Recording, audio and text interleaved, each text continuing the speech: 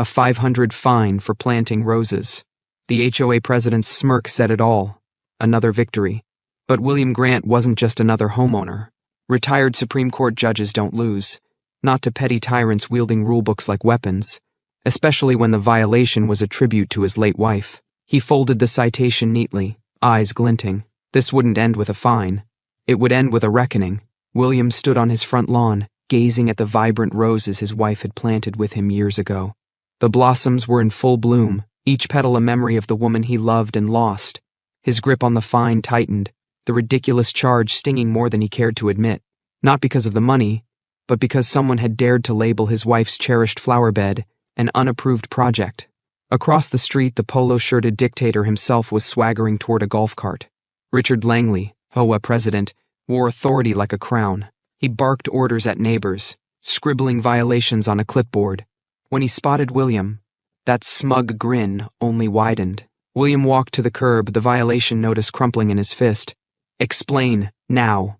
Richard glanced up, feigning surprise. "What's there to explain, Grant? Those roses don't meet community standards. Pay up or shut up. My rules don't bend for sentimental fools." "Sentimental fools," William repeated, voice steady. "You're serious? You think I need your permission to plant roses on my own property?" Richard shrugged, tapping his clipboard. "All exterior modifications require approval. Didn't you read the bylaws?" William's jaw tightened. "I did, Langley. Nowhere does it say anything about a flower bed needing to be pre-approved." "Well," Richard drawled, "maybe you're not as sharp as you think. You can pay the fine, or appeal. You'll lose either way." William studied the man, noting the cheap bravado that always precedes a bully's power trip. "Is that so?" Richard smirked. "Trust me, this is my neighborhood, Grant. I always win." William folded the fine with meticulous calm. He thought of his wife's smile, how she loved tending those roses, how she refused to back down from anyone. We'll see. That evening, William retreated to his home office. He spread out the HOA bylaws, scanning each line. Page after page of restrictions and rules. In many neighborhoods, HOAs are meant to preserve property values and maintain shared spaces. But this one read more like a tyrant's manifesto. While flipping through, he noticed something interesting in the financial appendix. Page 62 listed landscaping costs that reached $82,000 last year. Yet the community pool hadn't opened once, and the roads were dotted with potholes. Where exactly was the money going? He added a note to his legal pad, then turned to the sections on violations. They were structured in a way that allowed for broad interpretation. That gave the president, Langley, way too much power. The same pattern emerged. Broad rules he could twist to fine at will. Minimal oversight from the rest of the board. It felt less like a homeowners association and more like a personal kingdom. The next morning, William stepped outside to find Richard already zipping around in his golf cart. He watched him dole out more citations. A neighbor's American flag was too large. Another's garden gnome was unapproved decor. Meanwhile, Richard's own property had violations galore, hedges easily a foot taller than allowed, an oil-stained driveway. None of that stopped him from slapping fines on others. William flagged him down with a raised hand. "Morning. Quick question." Richard slowed his cart, glaring. "Got somewhere to be, Grant. Make it fast." William held out his phone. "You wrote me up for unapproved flower beds. But if we're enforcing rules, how about your hedges? Section 3, subsection 5. They're too tall by at least 12 inches. Then there's your cracked driveway, plus an unauthorized deck extension. Seems you're not following your own rules." "Are you threatening me?" Richard snapped. William gave a casual shrug. "Just an observation." Richard's face darkened. "Do yourself a favor, stop digging for trouble." William took a sip from his coffee. "I don't have to dig for what's lying on the surface." By noon, Richard found a fresh violation on his own doorstep. William watched from his office window, a hint of satisfaction in his eyes as Langley tore open the envelope and read the fine. Seeing the HOA president sputter in rage felt like the first small victory. But William knew bullies rarely back down. This was just the opening salvo. A few hours later, William attended the monthly HOA meeting at the community clubhouse. Residents milled about, many looking bored or anxious. At the front table sat the board, 3 middle-aged men who seemed content to let Richard run the show. Once the meeting started, Richard pounded a gavel more like a feudal lord demanding silence than a person facilitating a discussion. He rattled off agenda items until at last he announced, "Next, a violation dispute. Mr. Grant wants to contest his fine." William stood, exuding a calm authority. "Indeed. I'd like to address the grounds for this violation." Richard cut him off. "Let's be clear. This isn't a court of law, Judge. It's an HOA hearing and I run it. You violated the rules, plain and simple." "Which rules would those be?" William asked. "Because the guidelines mention major structural changes, not flower beds." "Agree to disagree," Richard shot back with a smug half-smile. "But the fine stands." A murmur rose in the audience. One older woman spoke up, arms crossed over her chest. "I've lived here a decade. Never asked permission to plant anything." Richard slammed his gavel. "That's enough." He turned to William. "You can pay, or you can rack up interest. Let me guess which way you'll go." William smiled coolly. "You're awfully confident, Langley. Because I know exactly how this ends." Richard glowered. "And it won't be in your favor."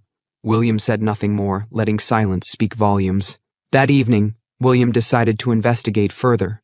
He took a discreet stroll around the neighborhood, knocking on doors, chatting with neighbors. A pattern emerged. Newcomers bore the brunt of steep fines, while Richard and his cronies skated by despite obvious violations. Tales of intimidation abounded. One family had been fined $1,200 for painting their garage door off-white instead of pure white. Another single mother paid $500 for a non-compliant security camera. Yet the same model was visible on a board member's house without penalty. As he gathered these stories, William also recalled that suspicious's $82,000 landscaping figure. He asked a few people about community improvements, and they laughed bitterly. "Improvements? We can barely get them to fix broken streetlights," one neighbor scoffed. That night, William dug deeper into the association's financial records, cross-referencing budgets, expenditures, and the actual condition of the neighborhood. The more he read, the more something stank of corruption. Tens of thousands of dollars in fees were nowhere to be found in the community's official maintenance budget. Where had all that money gone? William sat back in his leather chair, exhaling. "Langley," he said quietly, "you've got yourself a nice little racket. Bullies always slip up eventually. Fraud is never invisible if you know where to look." The next morning, William woke to a stack of new violations taped to his door. His mailbox was the wrong color. His fence was half an inch too tall. His bird feeder wasn't approved, and so on. 6 separate fines in total. He couldn't help but laugh at the sheer pettiness. This was Richard's attempt at intimidation. "Desperate moves, Langley," William muttered, flipping through them. He was accustomed to dealing with people who thought power meant bending laws to suit their whims. As a Supreme Court judge, he'd presided over cases with far higher stakes. This petty tyrant would regret drawing so much attention to himself. He returned to his desk and pored over more documents. Some older financial reports revealed the pool used to be open and well-maintained. Then Richard took over the HOA presidency a few years back, and suddenly the pool was under repair every summer. Expenditures soared, but nobody saw where the money went. A single line item, MISC, landscaping and maintenance, ballooned to tens of thousands of dollars annually. Yet all anyone noticed were half-dead shrubs near the entrance sign. A grin formed on William's face when he found exactly what he needed. A series of checks from the HOA account written out to an LLC that didn't appear in any public records. He suspected it was a shell company Langley used to funnel money. He printed out the check images, highlighting the suspicious pattern. This was no longer about petty fines. It was about exposing a financial predator. William compiled everything into a neat binder, each revelation building a case for criminal fraud. He also reached out to an old contact, Dan Matthews, an investigative journalist who thrived on stories of local corruption. Dan confirmed William's suspicion. Langley had a history of questionable behavior with a previous HOA. He'd barely escaped charges by paying a settlement. Now the pattern was repeating. Armed with evidence, William decided to request an official breakdown of HOA finances. He emailed the board, citing legal precedent that compelled them to share financial documents upon request. Hours later, Richard responded with a curt message refusing to comply and fining William an additional $1,000 for a cracked driveway. That same night, motion sensors caught Richard creeping onto William's property, spraying a thin line of black paint to simulate fresh cracks. William's security cameras captured every... Richard's face twisted with malicious glee as he defaced the driveway. When William saw the footage, he nearly shook his head in disbelief. "Amateur hour," he murmured, transferring the recording to a flash drive. That was the final piece of proof he needed. The next HOA meeting was packed. News had circulated that William had found dirt on Langley, literal and figurative. Homeowners who'd been steamrolled by arbitrary fines crowded the clubhouse, hungry for answers. Richard sat at the front with his usual entourage of spineless board members. Richard tried to call the meeting to order, but chatter filled the space, an undercurrent of anger and excitement. When he finally banged the gavel, his face was flushed with irritation. "We're here to address a few housekeeping items," he began. "First," William rose, "Mr. Langley, you've been charging me for a cracked driveway. Would you care to explain this?" He held up a photo showing Richard in the act of vandalizing the property. Gasps fluttered across the room. Richard's face turned ashen. That's not real. It's doctored." William slid a USB drive onto the table. "Here's the security footage if anyone wants to see the real version. You vandalized my driveway, then slapped me with a $1,000 fine. That's fraud."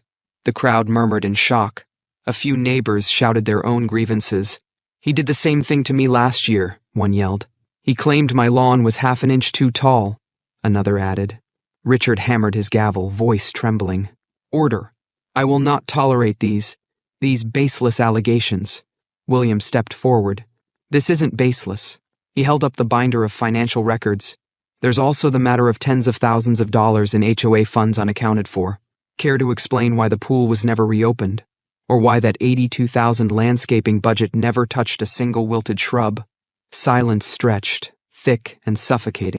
Richard swallowed hard, eyes darting between furious homeowners and the stack of papers in William's hand. One of the board members asked in a weak voice, "Richard, did you spend the money?"